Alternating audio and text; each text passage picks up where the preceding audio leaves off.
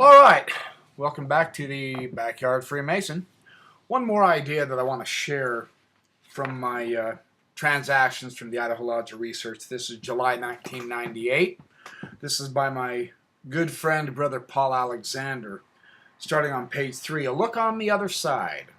I think his idea here is very interesting. He presented this at the Fidelity Council number 277 of the Allied Masonic Degrees in September of 1997. There are only 6 Masons named in our ritual. 3 of them are very well known, and they have been thoroughly studied. It says that on page 3. Going to page 4, the 3 others that are not so well known are known collectively as unworthy Masons. In this article, I propose to analyze to some degree their character. I love how Brother Alexander does this. This is really good. Typical of him. He's sharp. He was the Grand Lecturer for the state of Idaho for several years. He's a sharp man. The most obvious key to their character is the nature of the conspiracy in which they are involved. They want to obtain something by any means to which they are not entitled to have.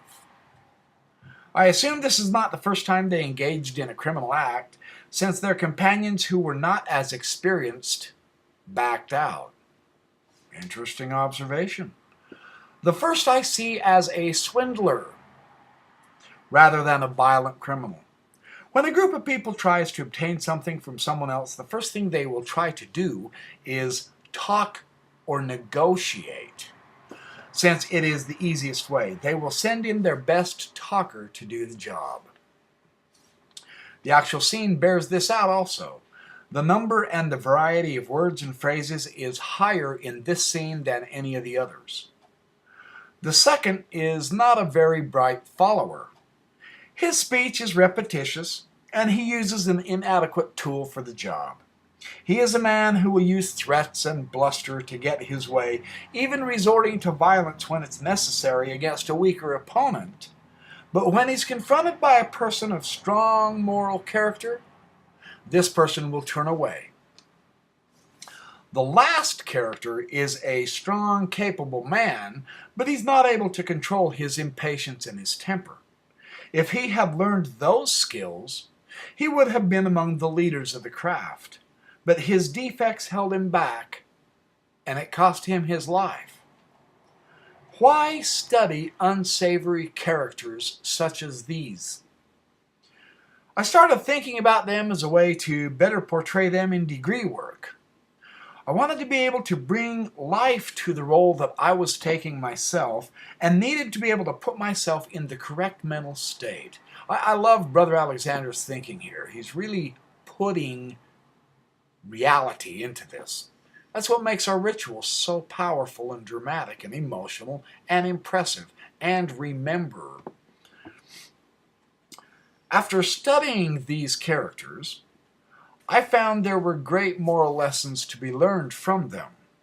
For example, how easy is it to be led astray and ruined by bad companions?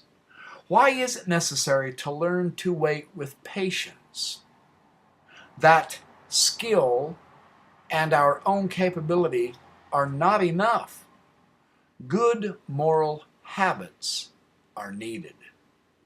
Now that's a profound, nifty little insight into the idea of the best lesson is that any study of our ritual will pay rewards.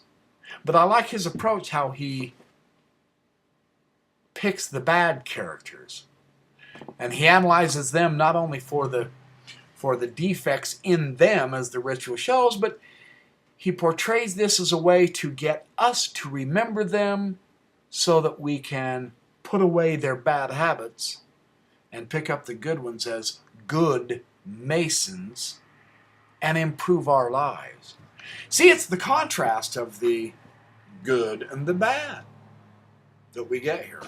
His concentrating on the bad gives us and presents to us something really good for our use if we are wise and put this knowledge to use. Hey, that's the fun of Freemasonry.